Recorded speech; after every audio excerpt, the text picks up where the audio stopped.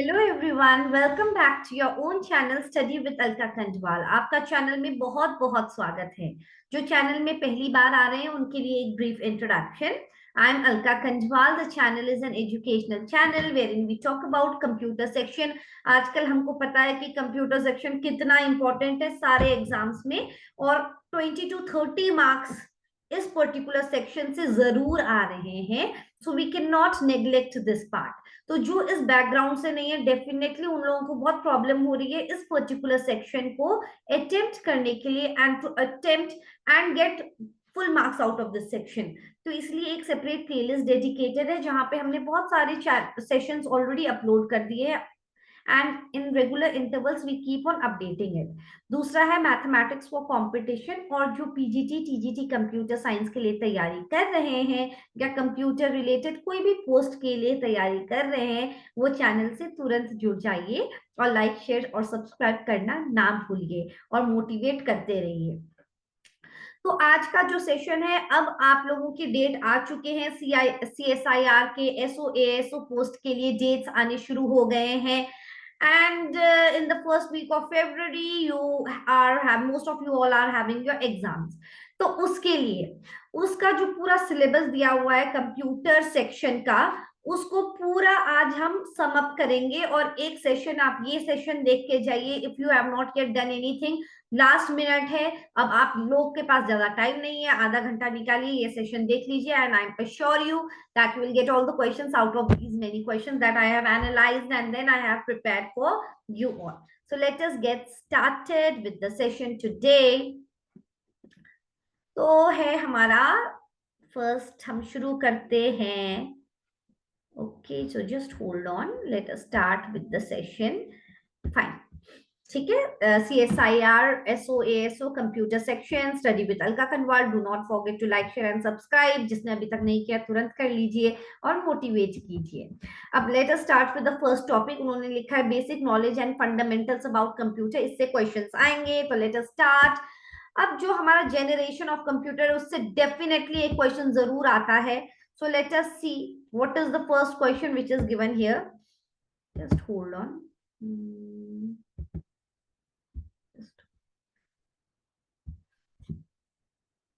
Fine. Okay. The third generation computer was made up with what? अब हमारा जो first generation है वो वैक्यूम ट्यूब्स है, सेकेंड जनरेशन है ट्रांजिस्टर, थर्ड जनरेशन है इंटीग्रेटेड सर्किट, फोर्थ जनरेशन है माइक्रो प्रोसेसर, फिफ्थ है आर्टिफिशियल इंटेलिजेंस। तो ये नोट डाउन कर लीजिए, it is very very important for your exam. Definitely एक क्वेश्चन जरूर आता है जिसमें vacuum tubes first generation, third generation में आईसी लिखा होगा तो इंटीग्रेटेड सर्किट है। और अगर क्वेश्चन में आएगा कि जो चिप्स बने रहते हैं वो किससे बने रहते हैं, तो आंसर होगा सिलिकॉन से, SI सिलिकॉन से बनाया रहते हैं। Fine. So this is the first question, what is a firewall in a computer network. हमने एक टर्म सुना है फायरवॉल, वो क्या होता है कंप्यूटर नेटवर्क में? वो हमेशा जब भी आप लोग टर्म सुनेंगे, firewall, VPN virtual private network, ये सब प्राइवेसी के लिए होता है, टू प्रोटेक्ट अवर सिस्टम। ठीक है। So it is a system which is designed to prevent the unauthorised access.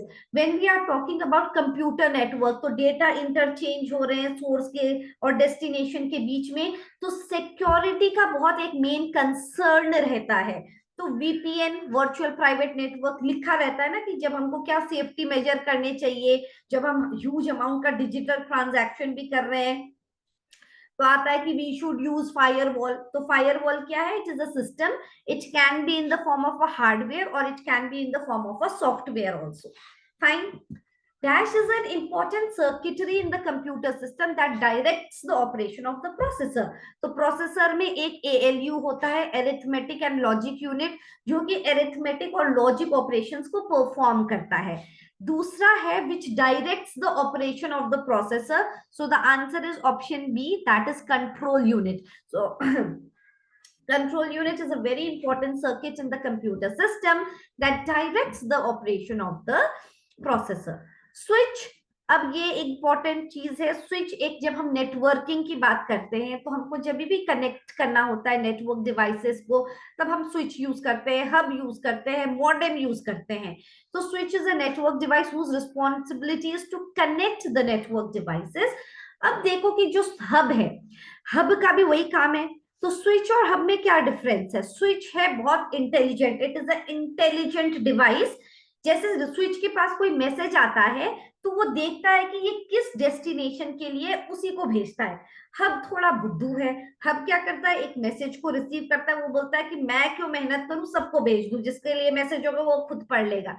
Yes, so hub, what is hub doing? It is broadcasting. ठीक है, ब्रॉडकास्ट कर रहा है, तो हब को बोलते हैं it is a broadcast device. Switch is a unicast, मतलब यूनिकास्ट, एक पर्टिकुलर डेस्टिनेशन में भेज रहा है। सो that is the what the importance off switch. ठीक है, अब एक और इंपॉर्टेंट टर्म मैंने यूज किया था, मॉडेम। मॉडेम क्या है? Modem stands for modulator, modulator, demodulator. तो ये हमारा मैसेज को सेंड करने में हेल्प करता है from source to the destination. So जैसे कि जब डिजिटल सिग्नल जब सोर्स से डेस्टिनेशन में भेजना है तो डिजिटल इंफॉर्मेशन को एनालॉग में कन्वर्ट करता है, एनालॉग इंफॉर्मेशन ट्रांसफर करता है नेटवर्क के थ्रू। फिर जब वो मैसेज डेस्टिनेशन में पहुंच जा रहा है तो फिर से वो एनालॉग को डिजिटल में कन्वर्ट करने का काम demodulator. So modulator is converting the digital to analogue signal. ठीक है, मॉड्यूलेटर क्या कर रहा है, डिजिटल टू एनालॉग, और डीमॉड्यूलेटर क्या कर रहा है, एनालॉग टू डिजिटल। फिर से तो ऐसे याद कर सकते हो, डीमॉड्यूलेटर क्या कर रहा है, dad, analogue to digital. Fine. What was the first general purpose electronic computer called? Okay, that is okay, so the options are incorrect here. तो इसका आंसर होगा it is ENIAC, electronical numerical integrator and calculator, इसका answer होगा। ये गलती से इसी का ऑप्शन इसमें हो गए, so that is not the correct thing. So first general purpose computer है electronic numerical integrator and calculator. So ये नोट डाउन कर लो, ये बनाया था जेपी एकर्ट एंड मॉचली ने। Okay, Eckert, okay okay sorry, just hold on, Eckert, Eckert and Mauchly थे दो scientist, उन्होंने बनाया था। फाइन। Electronic numerical integrator and calculator, which of the following is the smallest unit of data in the computer? तो सबसे छोटा bit है, बिट मतलब बाइनरी डिजिट होता है। ठीक है, बाइनरी डिजिट होता है। बिट के बाद आता है निब्बल। ठीक है, nibble, one nibble is equal to 4 bits, one nibble is equal to 4 bits. फिर आता है हमारा बाइट, फिर byte, kilobyte, and then byte, kilobyte, megabyte, gigabyte, megabyte, gigabyte and petabyte and then exabyte and then zottabyte and gettabyte। ठीक है, अब ये देखिए कि 1 byte is equal to 8 bits होता है। फाइन। अब 1 KB is equal to 1024 bytes. फिर हमारा 1 MB इज इक्वल टू कितना होगा, 1024 KB। तो सब लोग उसके पहले यूनिट से कनेक्टेड है, समझ में आया आपको? फिर 1 GB करेंगे तो 1 GB is equal to 1024 MB। समझ में आया? सो 1024 is 2 to the power of 10.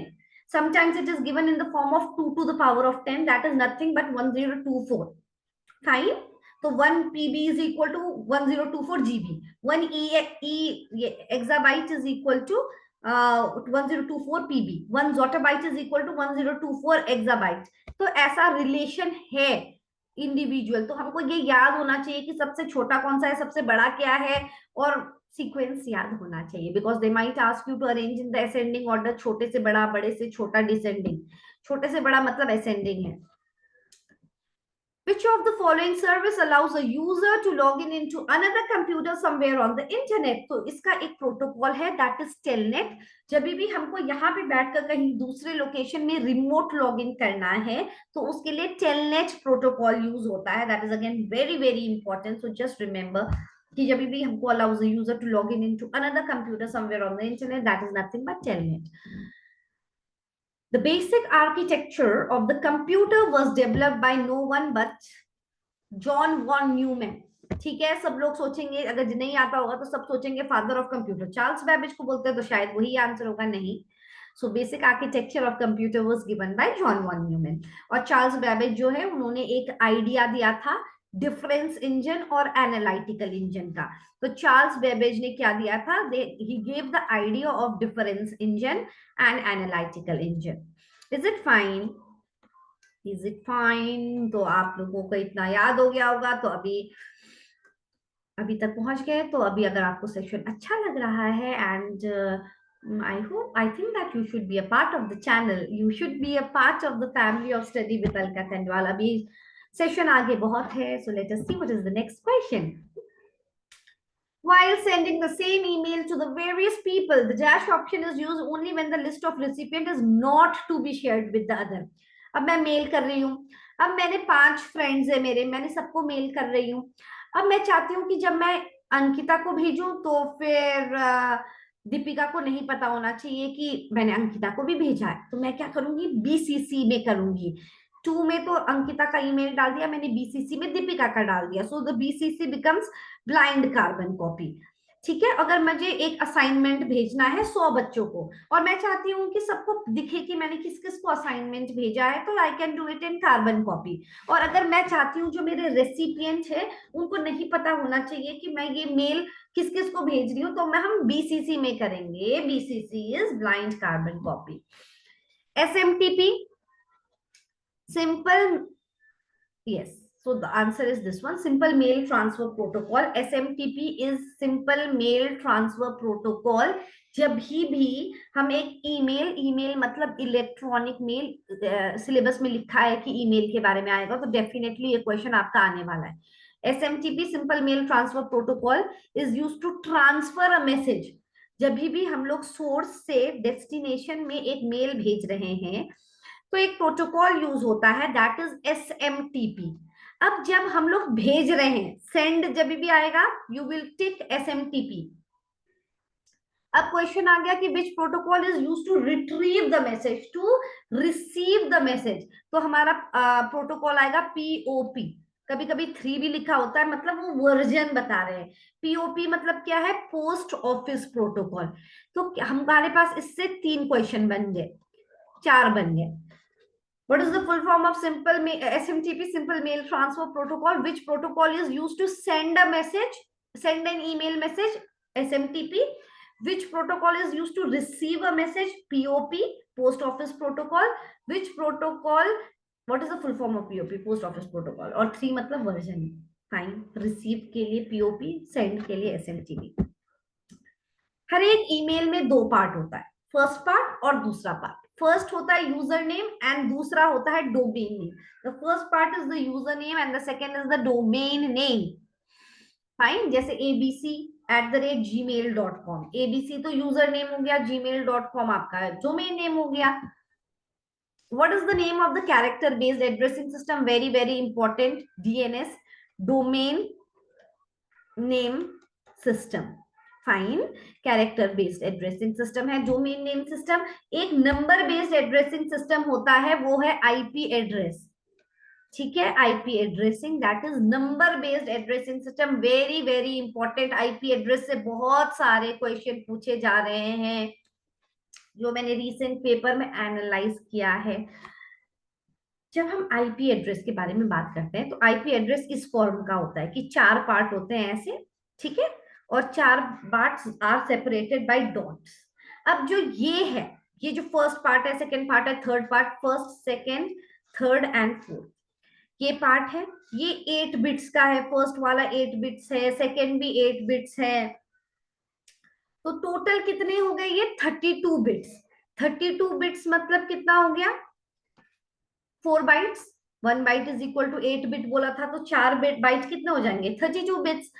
अब इससे क्वेश्चन आ रहे हैं, तो बहुत केयरफुली सुनिए। अब ये जो मैं पार्ट बोलने वाली हूँ, जो ये चारों पार्ट है ना, जो ये है, इसका वैल्यू हो सकता है 0 से लेकर 255 के बीच में, इसका वैल्यू भी 0 से 255 के बीच में, इसका भी 0 से 255 के बीच में, इसका भी 0 से 255 के बीच में ही होगा। इससे अगर वो लोग क्या दे रहे हैं आजकल question, they are giving you 4 options, और एक ऑप्शन में ऐसे होगा कि for example they will give you 224.256.0.254। अब वो बोलेंगे, और दूसरा सही, दूसरे सब में सही रहेगा कि 101.101.1.2 ऐसा कुछ होगा। अब जिसमें भी किसी भी पार्ट में अगर 255 से ज्यादा आ रहा है वो हमारा इनवैलिड आईपी एड्रेस है। विच of the following is invalid IP address, ऐसा आ रहा है। तो मेरे 4 सेक्शन जो है वो 0 से 255 तक के वैल्यूज को होल्ड कर सकते हैं। This is very, very important. After you give your exam, definitely give me a comment on the chat box कि ये वाला क्वेश्चन आया था। Very, very important. ROM, read-only memory. It is needed for storing an initial program that is known as the bootstrap loader, जो कि booting process में help करता है। जब हम कंप्यूटर को ऑन करते हैं उसको बूटिंग प्रोसेस बोलते हैं। और रोम है जो कि it is needed for storing an initial program that is known as the bootstrap loader. अब Microsoft Word, PowerPoint, spreadsheet ये भी दे रखा है सिलेबस में। तो file extension of Microsoft Word document क्या होता है, .docx। अगर हम कोई वर्ड डॉक्यूमेंट में फाइल क्रिएट कर रहे हैं, उस फाइल को देखो, राइट क्लिक में प्रॉपर्टीज में जाएंगे तो देखेंगे कि उसका एक्सटेंशन .docx होता है।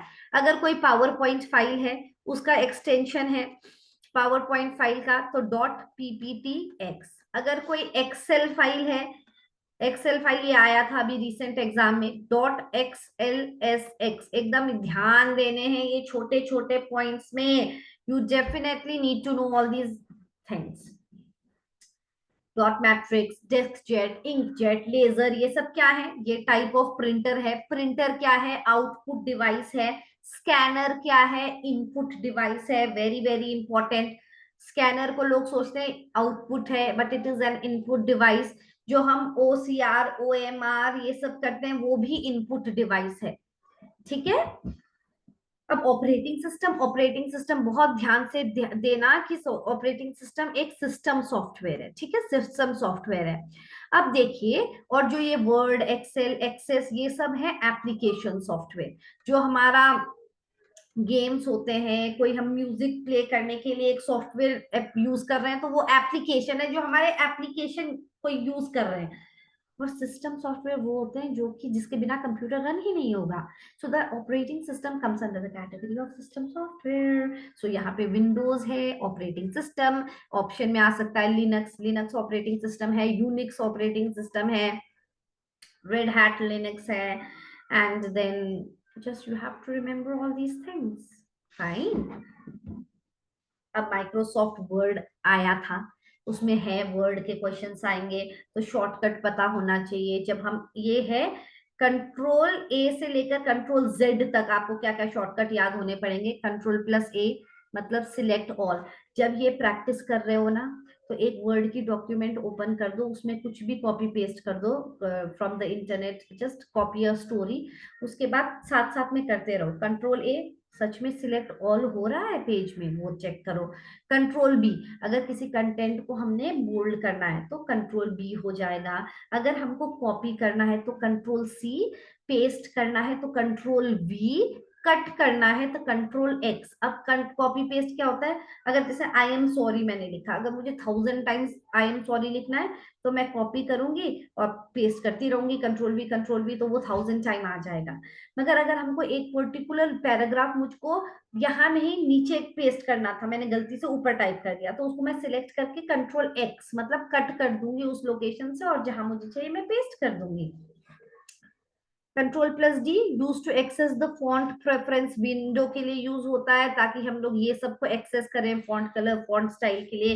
कंट्रोल+E क्या करते हैं, to align the item to the center of the screen, तो कंट्रोल E। F के लिए किस लिए यूज करते हैं, अगर हमको किसी पर्टिकुलर कंटेंट को फाइंड करना है तो कंट्रोल F। कंट्रोल G, अगर हम किसी पर्टिकुलर लोकेशन में जाना चाहते हैं, गो टू के लिए। H मतलब रिप्लेस, अगर फॉर एग्जाम्पल मैंने गलती से इंडिया आई कैपिटल लिखना था मगर मैंने सब जगह आई स्मॉल कर दिया, अब मेरे डॉक्यूमेंट में इंडिया 100 बार आ रहा है, अब मैं 100 बार थोड़ी ना इंडिया इंडिया ढूंढती रहूंगी। मैं कंट्रोल+H करूंगी, उसमें ऑप्शन आएगा कि कि क्या सर्च करना है, तो मैं इंडिया ये वाला कर दूंगी, एंड रिप्लेस विथ का बटन आएगा, उसमें मैं इंडिया टाइप कर दूंगी, तो जितने भी इंडिया है उस डॉक्यूमेंट में वो ठीक हो जाएंगे। Fine. Control plus I for doing italics, italics करने के लिए कंट्रोल प्लस जे, जस्टिफाई, हमको पता है कि लेफ्ट राइट अलाइन, अलाइनमेंट में होते हैं ना, left align right align justify, तो जस्टिफाई करने के लिए कंट्रोल प्लस के हाइपर लिंक के लिए यूज होता है, जब के को कंट्रोल के साथ यूज करो तो हाइपर लिंक है। एल मतलब align to the left. Control plus E किस लिए था, सेंटर के लिए था ना। कंट्रोल प्लस एम इंडेंटेशन का ऑप्शन प्रोवाइड करता है। Do practice along with when you are reading, साथ साथ में वर्ड डॉक्यूमेंट में करते रहो, तब ध्यान रहेगा, अगर ऐसे पढ़ते रहेंगे तब नहीं रहता है। अगर एक न्यू डॉक्यूमेंट बनाना है तो कंट्रोल प्लस एन कर दो, and if you want to open the dialog box that you want to open, किसी फाइल को ओपन करना है तो कंट्रोल प्लस ओ कर दो। Control plus P print preview करने के लिए। Control plus Q, it is used to align the paragraph. Okay, so just see, ये लेफ्ट में है, and it's control plus R to the right. Control plus S save करने के लिए है। Control plus T is for creating hanging indent, hanging indent के लिए control plus T है। यू है अंडरलाइन के लिए। कंट्रोल प्लस वी है पेस्ट के लिए, हमने पढ़ लिया था।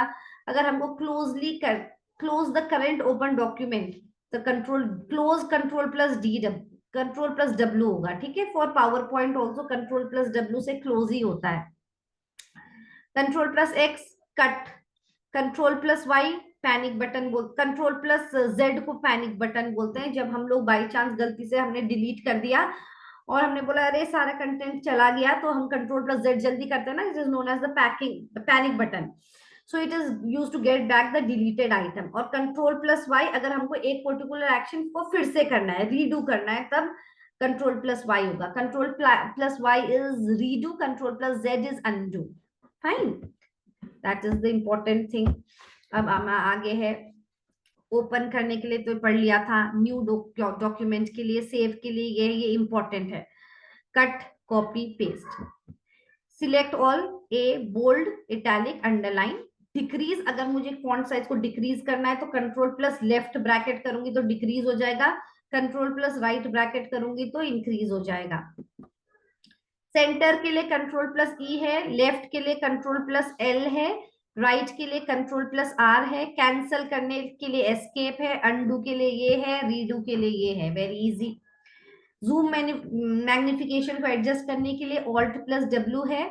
स्प्लिट द डॉक्यूमेंट विंडो के लिए control plus alt plus S है। रिमूव द डॉक्यूमेंट विंडो तो ऑल्ट प्लस शिफ्ट प्लस सी है। तो ये देखना करके ना, then you will understand.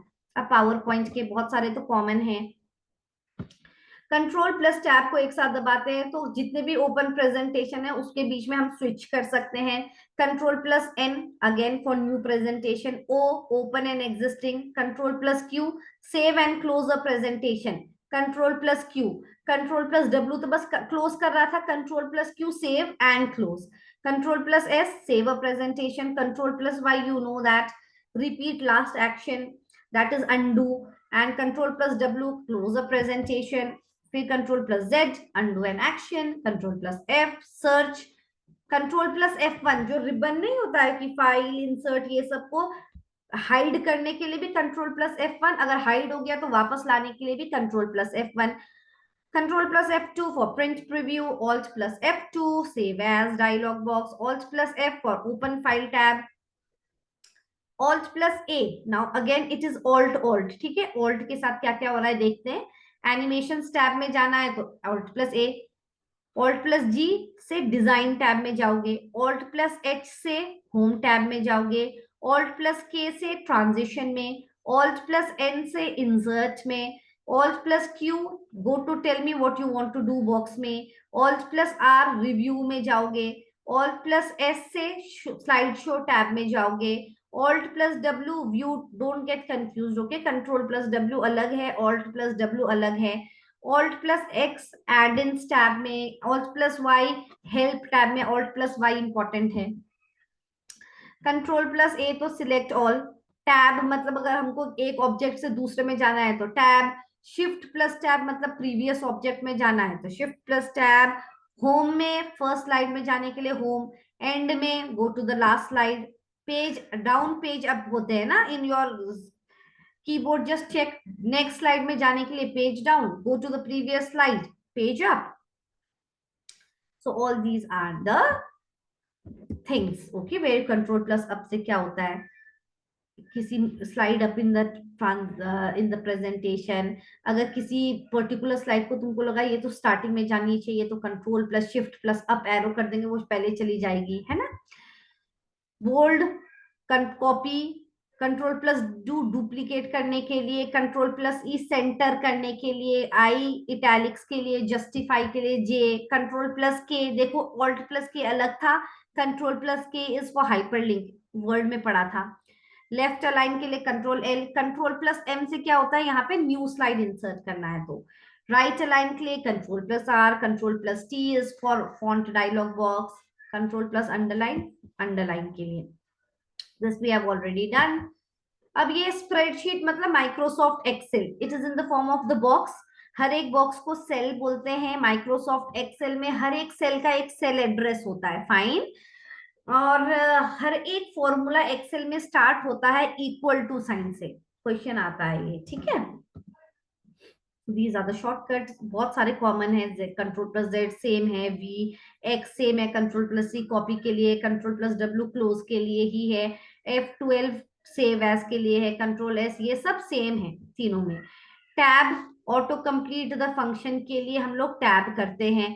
F4 cycle through the various combination of the reference type, control plus ये वाला एरो, ठीक है, toggle between displaying cell values, control plus ये वाला insert the formula of the above cell into the currently, जैसे ऊपर के cell का ही फॉर्मूला यहाँ पे कॉपी करना है तो कंट्रोल प्लस ऐसे dash.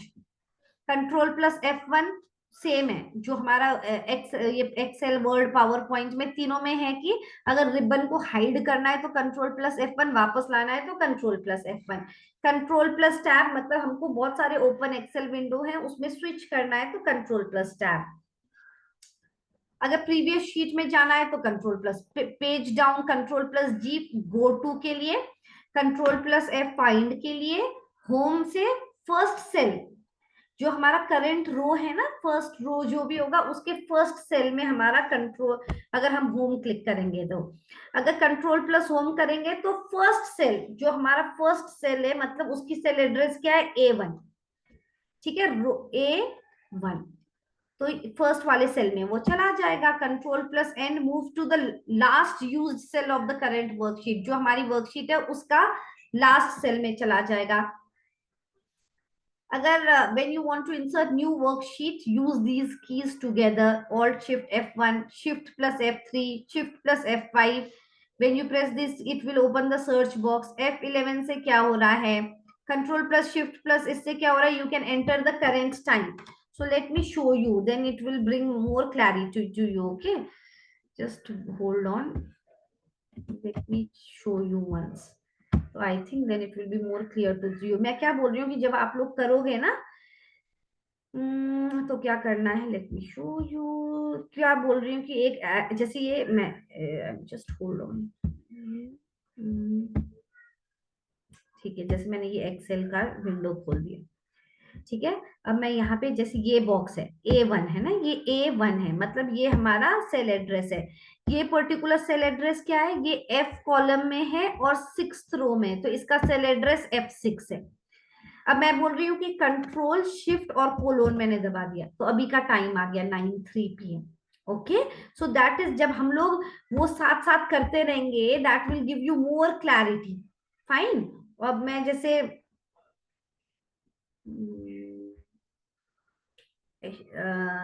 alt shift F1, okay, alt shift F1, let us do this one.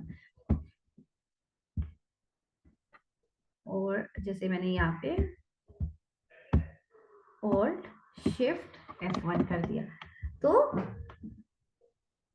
not turn, just hold on. okay, अब जैसे मैंने control plus control and colon कर दिया, सो अभी का डेटा आ गया. So you should know all these things, fine.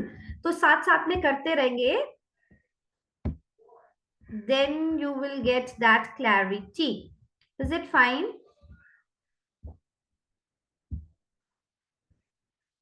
Okay. So now the next one is control plus colon. Use the key to enter the current date. Control plus K hyperlink से related है. F G B F2 F5 F7 क्या कर रहा है? Control plus आई italics कर रहा है. Control plus space to select the entire column. Shift plus space एक पर्टिकुलर रो को सिलेक्ट करने के लिए. Control plus W to close the document. Control plus H to find and replace. Control plus U underline Y Z तो हमको पता ही है. तो ये सब शॉर्टकट्स देखना. प्रिंट करने के लिए न्यू के लिए क्या होता है. कंट्रोल प्लस राइट एरो से क्या होता है. सो दिस अगेन जो अंडू है, पैनिक जो बटन मैं बोल रही हूँ, या मैं बोल रही हूँ कि कंट्रोल प्लस वाई क्या है, कंट्रोल प्लस के क्या है, कंट्रोल प्लस डब्ल्यू क्या है. That is very very important. So this is the overall जो आपके जो CSIR SOASO है. तो आप ये पूरा सेशन को अच्छे से देख लीजिए, क्योंकि you will definitely get the questions out of it. And just when you are done with your exam, definitely let me know and how was your exam, and just ask your queries. And thank you and all the very very best for your exam. Let's hope that we meet again soon. Till then, take care of yourself and God bless you all. Bye bye everyone.